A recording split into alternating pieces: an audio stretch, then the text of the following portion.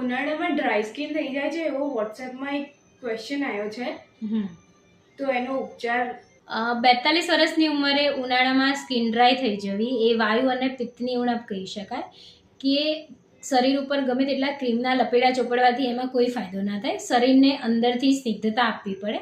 એટલે ડેઈલી તમે 1-2 ચમચી ઘી લઈ શકો. એ ઉપરાંત રોજ સવારે કોકોનટ ઓઇલથી માલિશ કરી શકો. નાયા પછી આવીને તમે એલોવેરા જેલ સ્કિન ઉપર એપ્લાય કરી શકો. આ ઉપરાંત ચંદનનો લેપ પણ કરી શકાય. અને બીજો એક ફાયદો જોઈતો હોય તો અઠવાડિયામાં 2 થી 3 વખત દૂધ, મલાઈ, હળદર અને ચણાનો લોટ મિક્સ કરી અને એની પણ તમે માલિશ કરી શકો કે જેથી પણ સ્કિનની સ્મૂથનેસ જળવાય. લાંબા સમયથી જો આ પ્રોબ્લેમ હોય ઉનાળામાં ડ્રાય સ્કિનનો તો યોગ્ય વૈદ્ય પાસે જઈ આયુર્વેદિક ઔષધોથી તમે ફાયદો મેળવી શકો અને પંચકર્મમાં વિરેચન કર્મ નામની સારવારથી પણ એમાં ફાયદો મળી શકે.